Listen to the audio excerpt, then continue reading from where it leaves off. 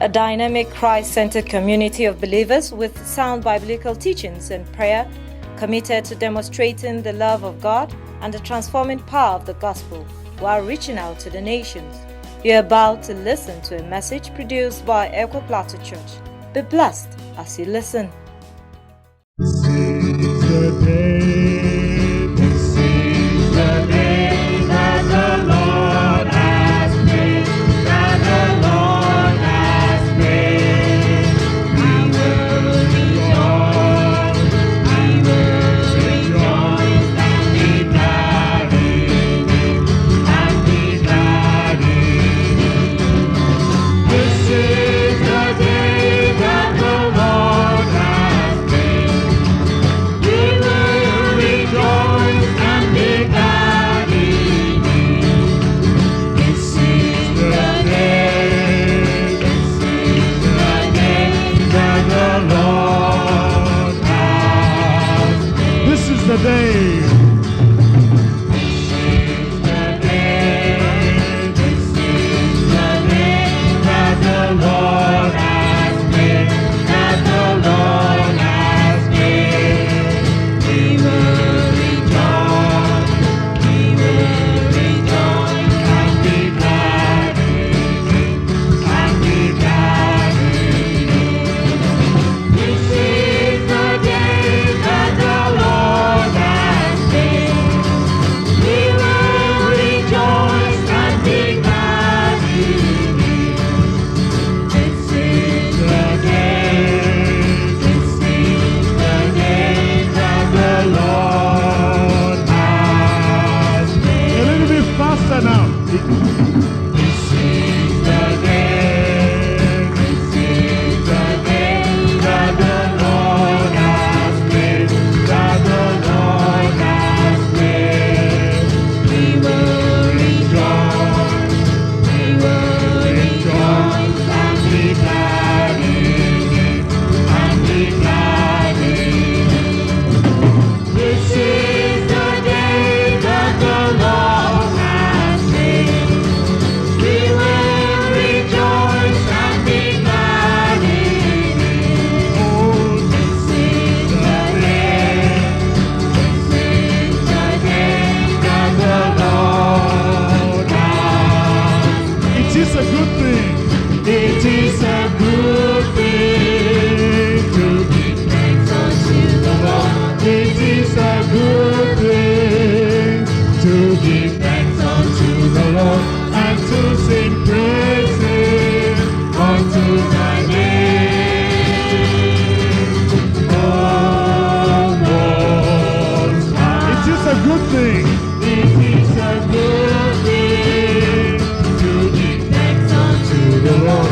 It is a good thing to give thanks unto the Lord and to sing praises unto thy name, O Most High. This is the day. This is the day. This is the day that the Lord has made, that the Lord has made. We will rejoice and be glad in it, and be glad in it. This is the day that the Lord has made. We will rejoice and be glad in it. This is the day that the Lord has made. It is a good thing. It is a good thing to give thanks unto the Lord. It is a good thing to give thanks unto the Lord and to sing praises unto thy name, O Most High. 2 Corinthians chapter 6, I'll begin from verse 1. 2 Corinthians chapter 6, verse 1. As God's fellow workers, we urge you not to receive the grace of God in vain. For he says, in the time of my favor, I have heard you. In the day of salvation, I helped you.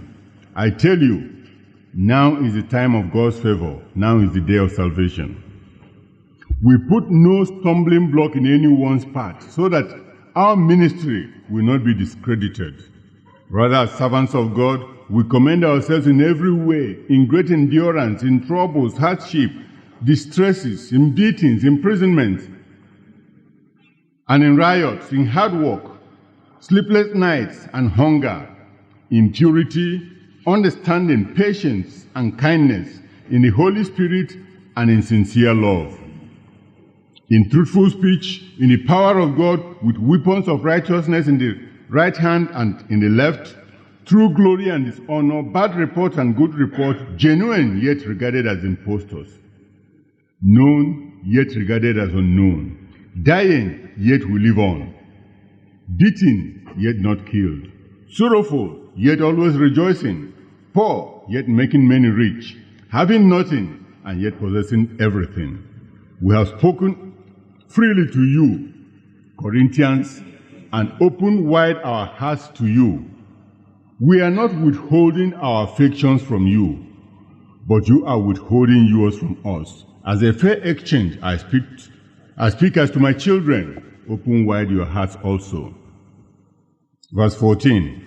Do not be yoked together with unbelievers. For what do righteousness and wickedness have in common? Or what fellowship can light have with darkness? What harmony is there between Christ and Belial? What does a believer have in common with an unbeliever? What agreement is there between the temple of God and idols? For we are the temple of the living God. As God has said, I will live with them and walk among them and be their God, and they will be my people. Therefore come out from among them and be separate, says the Lord. Touch no unclean thing, and I will receive you. I will be a father to you, and you will be my sons and daughters, says the Lord Almighty. Shall we pray? Lord, we've come into your presence this morning to acknowledge your greatness and your sovereignty and your power over us. We are yours. Please, dear Lord, speak to us from your word. Let your word which will go out this morning be as bread for the eater and seed for the sower, that at the end everyone will have something that has come from you to guide us in our life and ministry. We ask this in Jesus' name. Amen.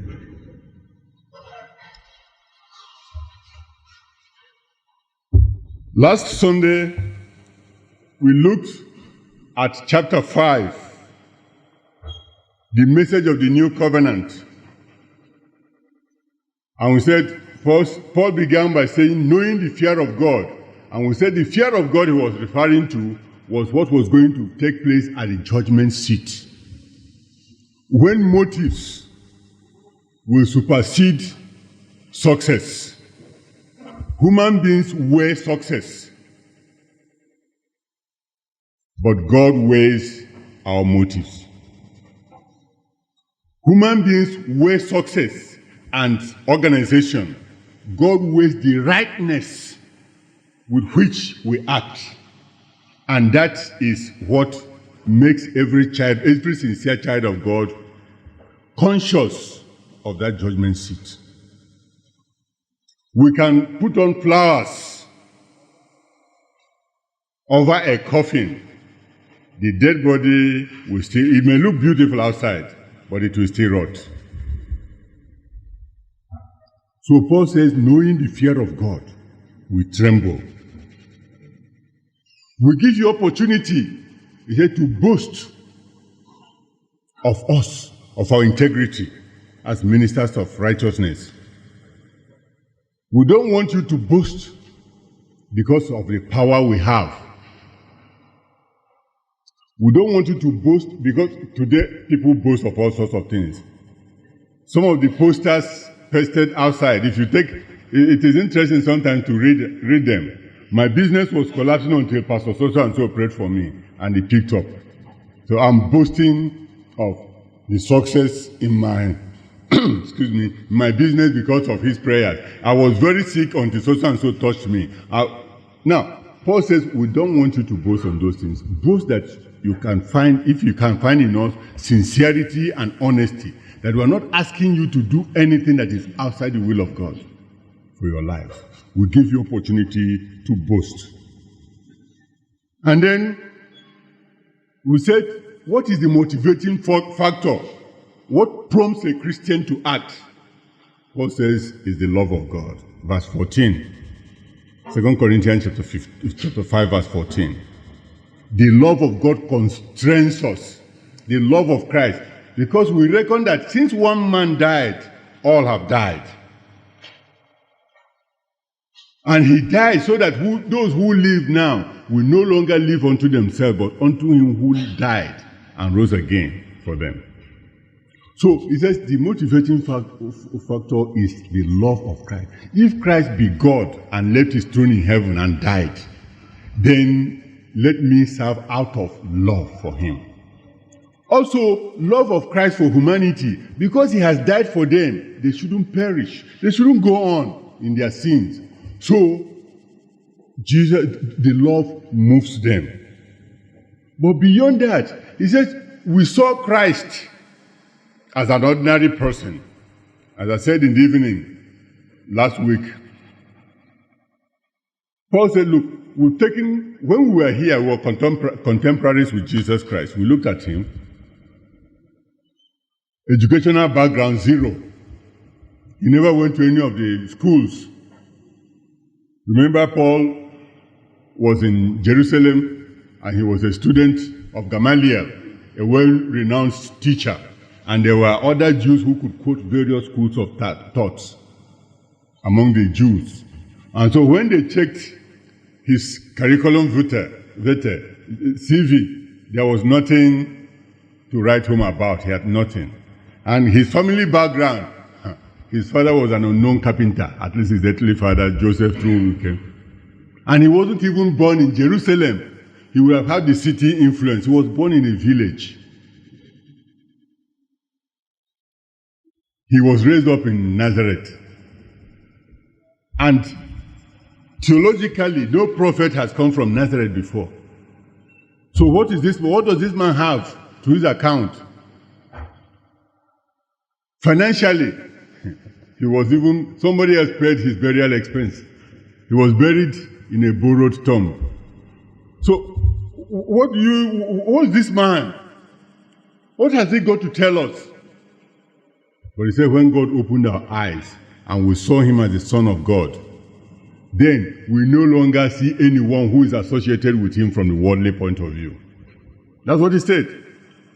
When you are united with that person, we no longer see you from a worldly point of view. Read verse 16 and 17 again.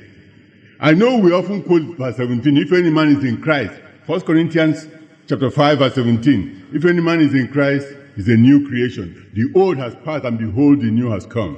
But verse 16 says, though we knew Christ in the human, from the worldly point of view, we no longer see him as that. And what does that mean for us?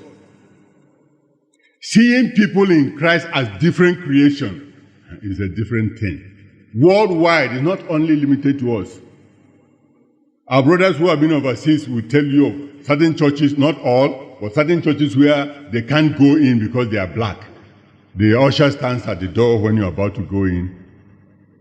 And when he looks behind and the white brother comes, he gives way and the person passes. When you want to step in, he blocks the way, telling you blacks are not. No. Though we see them in Christ as new creations, but we are supposed to see them as new creation, but we see them as old. Well, you will say, yeah, those white people are really terrible. What's our problem here? Where does he come from? What tribe is he? We don't see so and so as brother in the Lord. We see him as either Igbo or Ibibio, either Birom or Buji. You know? Yes. We see him either as Fulani or Yoruba. Who is he? Oh, he's one Fulani man. I asked last Sunday evening, how many of us have friends who we are closely united to, bosom friends because of their relationship to Jesus Christ, not because they come from our tribes.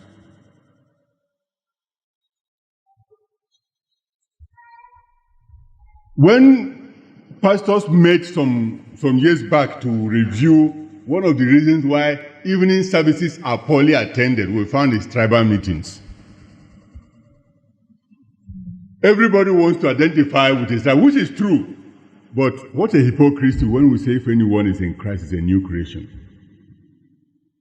And so I have become a new creation, he has become a new creation. I have my blood brothers, but many of them don't know the Lord yet. And if they don't come to know him, the day I die, our relationship finishes. But the brother who is from Japan, whom I don't know now, may be my next door neighbor in heaven. Because the love of Christ has bound us. But my earthly brothers were separated forever.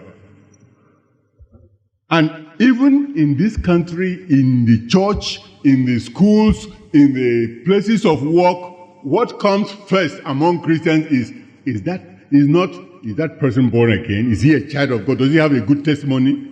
No. It's where does he come from? Oh yeah, he's a nice Christian, but I wish he has come from my place. Then he would be a better Christian. But since he hasn't come from my place, I'd rather have my brother there. No, let's be frank. If they are giving federal appointments, I'm an Igbo man, and I listen, oh, there's no Igbo man. Even though I don't know the Igbo, I don't know them. He doesn't know me, I don't know him, but the fact that we have a tribal affinity, and he bears Okonkwo, it makes me, yes, at least they have remembered us. And I don't know the man. He may be even a demon, a head of a secret cult. But he's an evil man. He's my brother.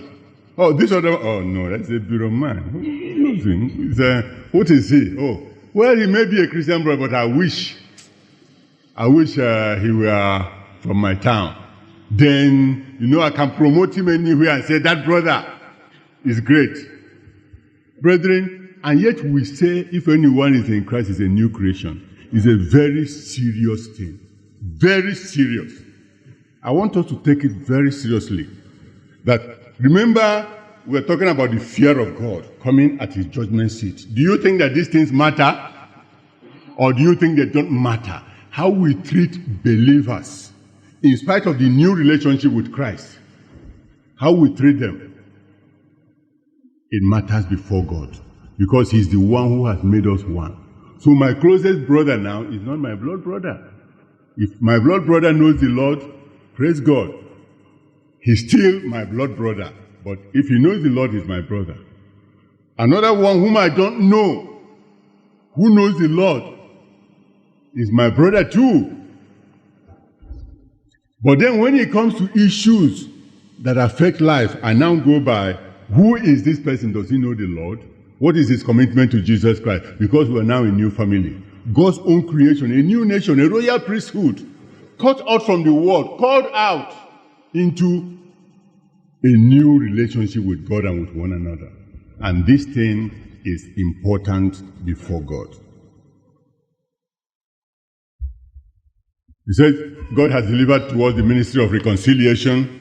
I'll come to it later on. The ministry of reconciliation, that God is in Christ reconciling the world to himself. Then the privileges of the new covenant ministry. It says, as God's fellow workers, in chapter 6, verse 1, we urge you not to receive the grace of God in vain. One privilege in the new covenant relationship is that we are recipients of God's grace. Praise the Lord. We are recipients of God's grace. It is in various forms that God has showed his unmerited favor on us. He has chosen us before the foundation of the world. He has called us. He has a plan at the end of time to keep us in his place, so that where he is, we will also be there. It is grace. You know how attractive the world is. The lust for power, the lust for wealth, the lust for recognition.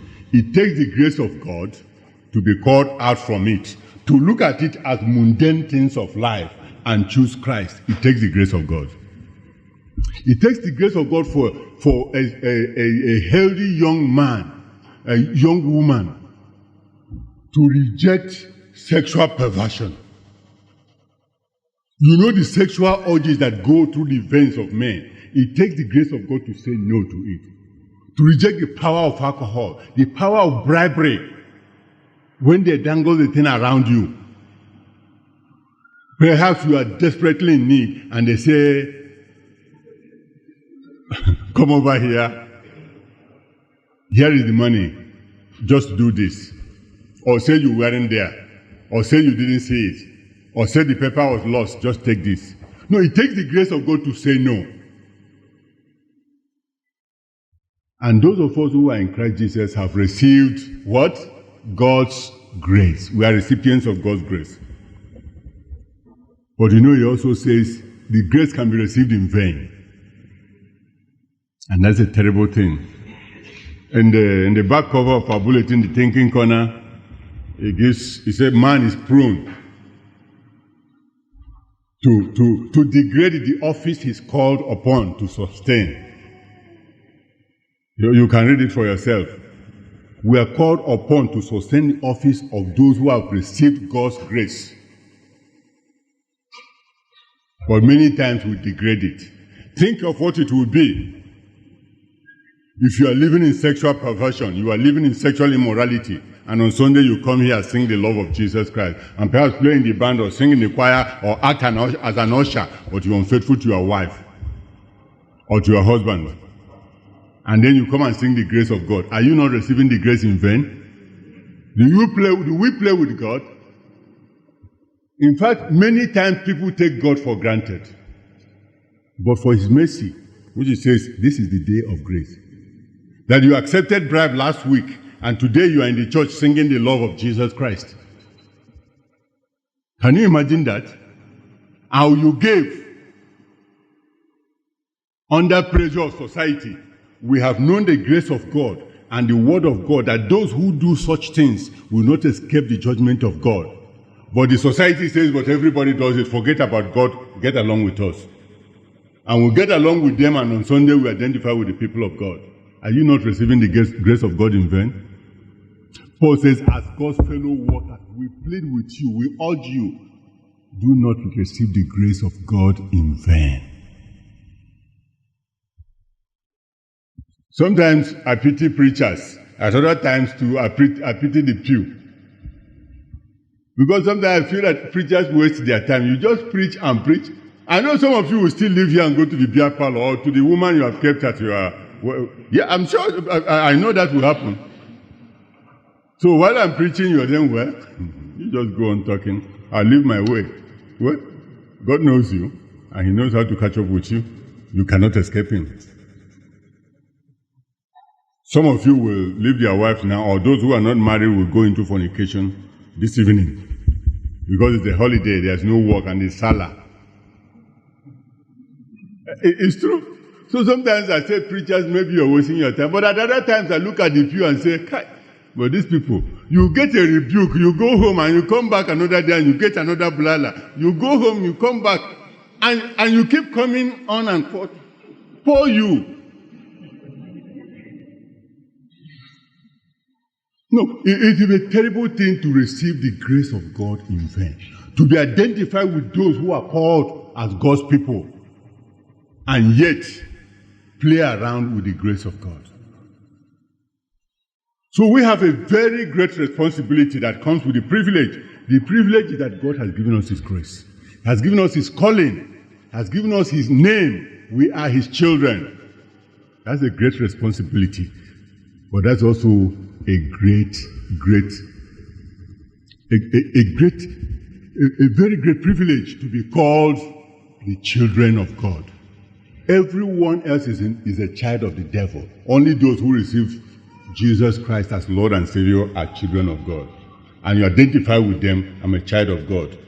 But it's in vain. Can you imagine what it looks like if the Central Bank of Nigeria decides to give every one of us 10 million naira? And after 2 years, you are bankrupt. Others have gone. They have become multi-millionaires. Especially in these days, everybody wants to be a millionaire. Let's talk about it. They've become multi-millionaires, but though you receive the same amount, you are bankrupt after 2 years. Will you not be ashamed? Ashamed to yourself, ashamed to your family, ashamed to your community? Yes, it is. And that's what it is. If you have received the grace of God and you are living in spiritual bankruptcy, you received it in vain. I don't care your profession. You can profess to be a Christian. You can share wonderful testimony. You can be giving for the church building here. You can be well dressed, well perfumed, smelling fine, but you are perishing. And it is serious. The next privilege we have is that we are co-workers together with God. Praise the Lord. That in creation, God even asked, who was with me when I laid the foundation of the earth? No one. In sustaining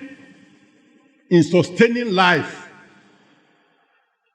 God needs no assistance. He upholds the universe by the power of His word.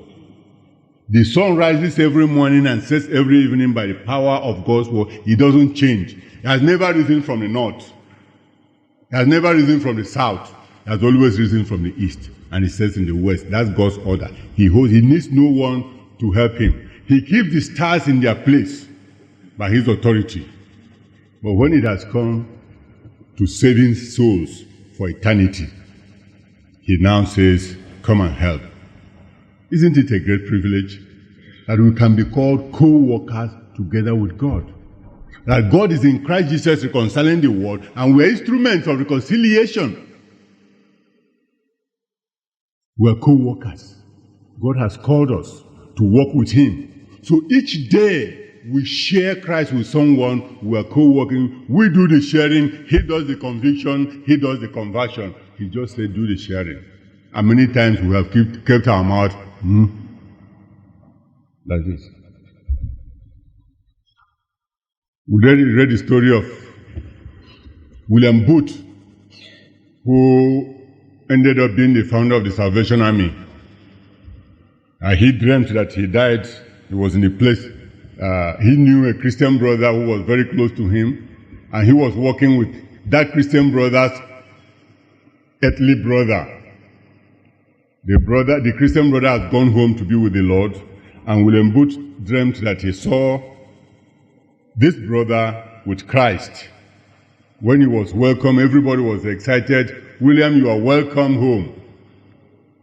And that brother looked at him and said, William, did you speak to my brother who works in the same office with you before you came about Jesus Christ?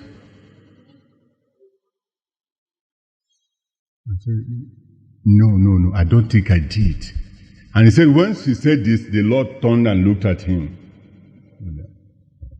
And he said he wanted to hide anywhere, but there was no place to hide. And then he woke up, it was a dream. He began the Salvation Army, talking nothing about salvation. We don't need such dreams. The word of God is clear that we are co-workers. That person sitting near you in your table, have you ever told him about Jesus Christ? Of course, if you have received the grace in vain, what can you share? If he knows right there the discussions you even have, the discussions that go on in the office, many times young men talk nothing about but except women. And the girls in the offices talk nothing except men and how they make money from them.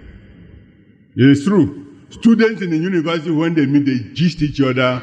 They call it gisting, and they gist each other about men and their exploits with men. And if you are known to be there, and your mouth is foul, how can you share Christ? Do you receive the grace of God in vain? Or does the grace lead you to be a co-worker together with God? And because we are co-workers, we either work together with Him or we work against Him. Can you see two partners in one business? If they don't work together, they will be working against each other. And brethren, we can be working against God. Working against God. We have no testimony whatsoever to tell anyone. In fact, when people hear about us, they say, is that man a Christian too?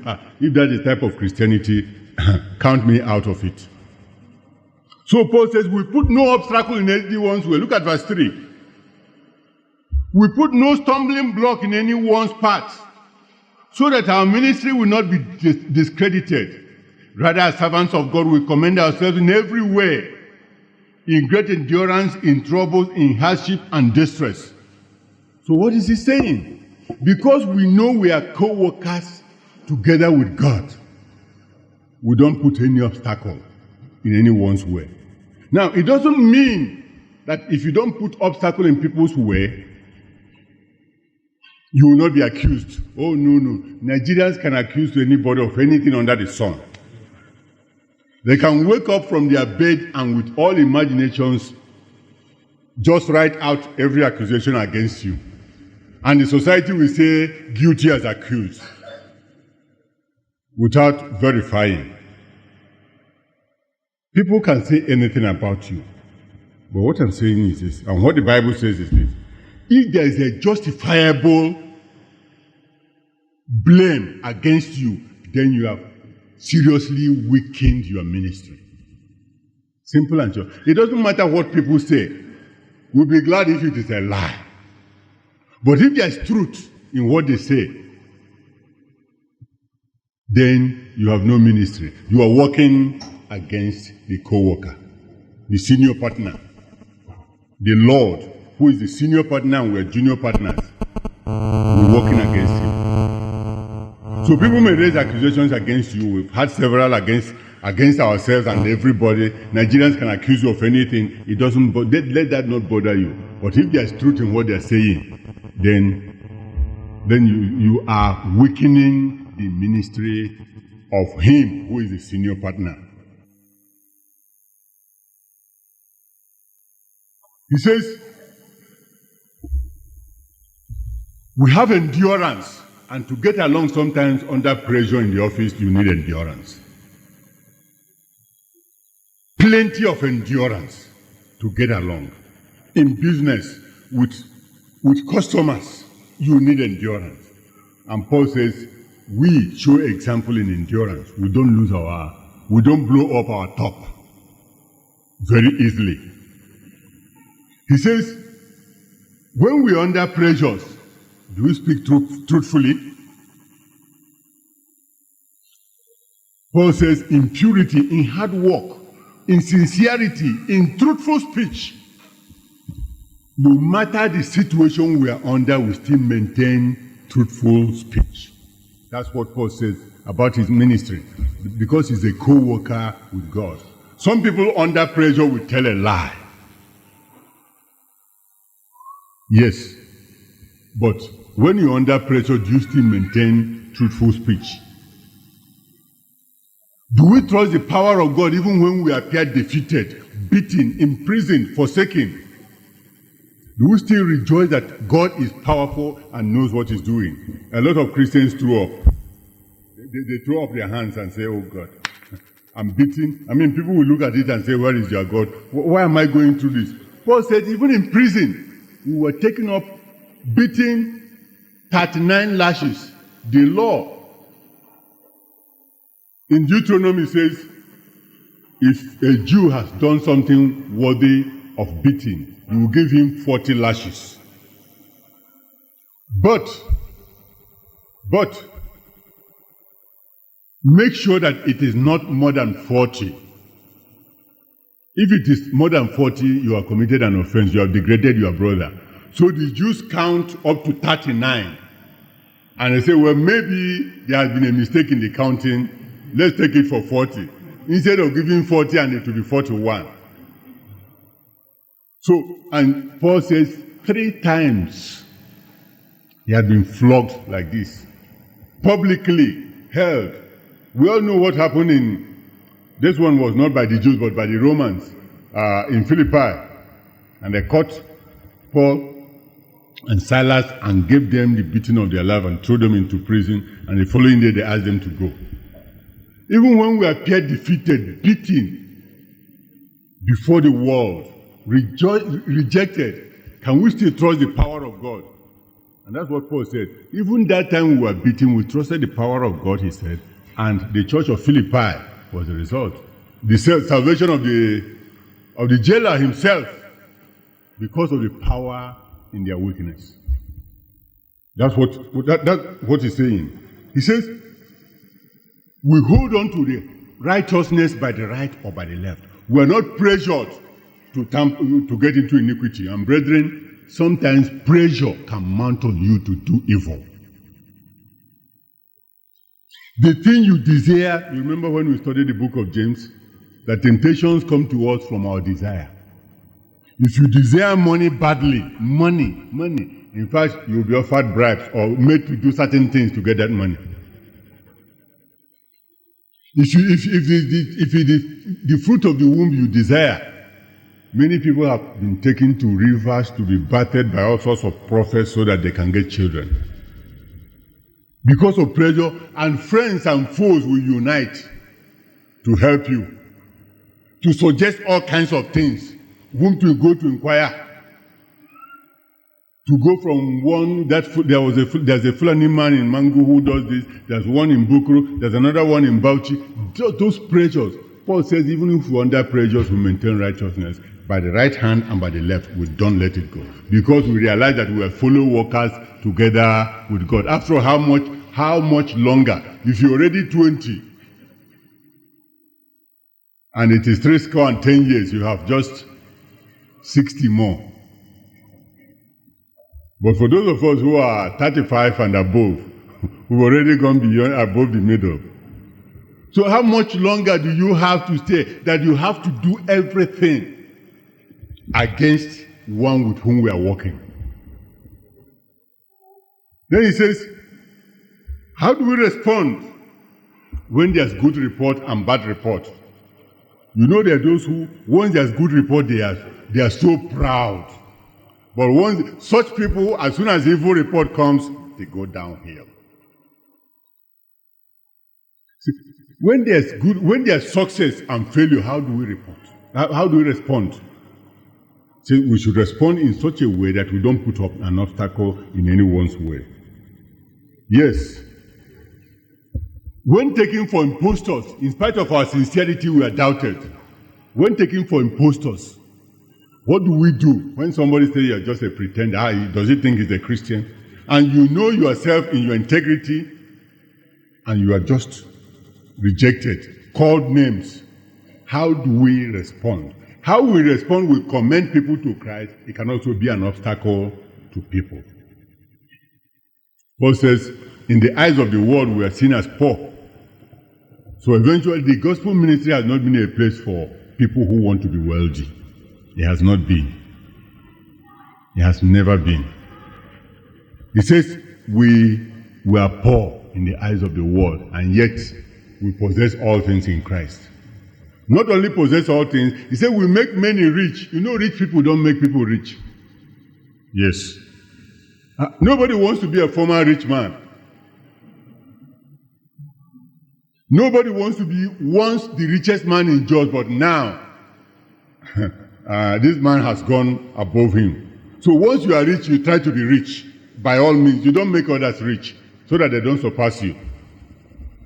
But the type of wealth we have in Christ makes others rich. Look at the riches of peace. How much money can you use to buy peace? Joy, patience, kindness. You know, you can be so wealthy, but you don't have the peace of mind to enjoy your wealth. Others outside admire you, but you don't. Poor you. In the midst of it, you go and hang yourself. It has happened. Because money can buy you food, but not the appetite.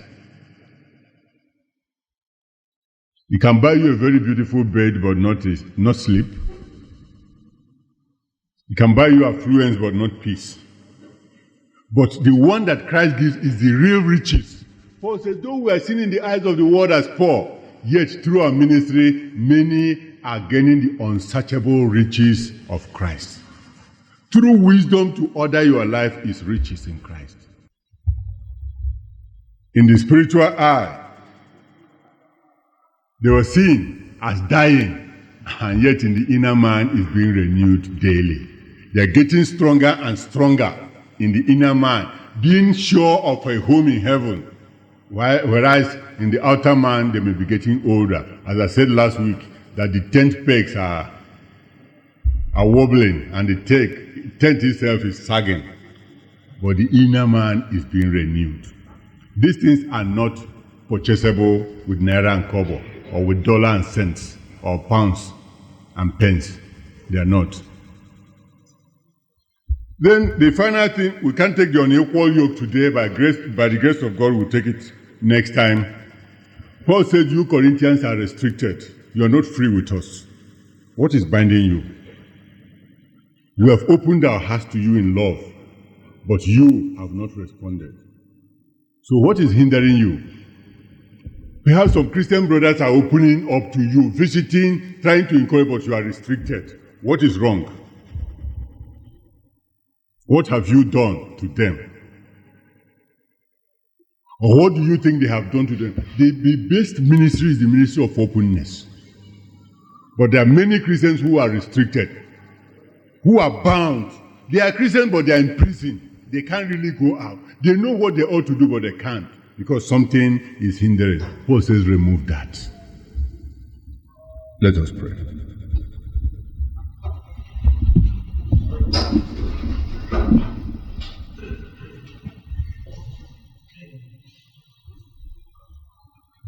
Are you a recipient of God's grace? The grace of God in your life? The fact that you come to church means that you want to receive the grace to be called a child of God. Or perhaps at one time you have received that grace, but it hasn't produced the fruit of grace. You who claim to have received the grace and the one who has not received the grace, there is no difference. And you know it in your heart, the Spirit of God tells you. What are you going to do about it? You want to go back the same? Or you want to say, today, Lord, I want to come off it. I want to receive your grace and be a fellow worker together with you. The choice is yours. Those of us who have known the Lord as his fellow workers, are we working against him or together with him? Do we find out what his will is in any situation we are in and seek to do it? Or is there something we are doing now that has become an obstacle to people coming to know that in you we can live righteously, though in a decaying world? Help us not to receive this grace in vain. Lord, as fellow workers, what is it in our lives that has worked against you?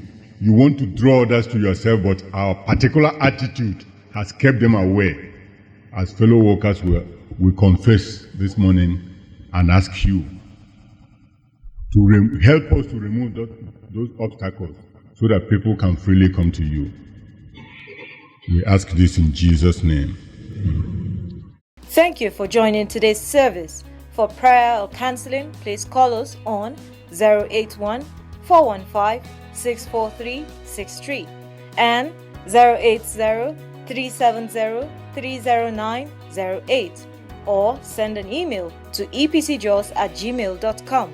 You can give your tithes and offerings to Equa Plateau Church First Bank PLC, account number 200-709-6015, 200-709-6015, or to our USD domiciliary account, First Bank PLC, account number 201-619-1006, 201-619-1006.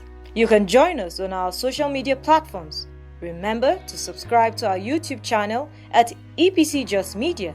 Follow us on MixLR at EPC Just Media and like our Facebook page at Equa Plateau Church.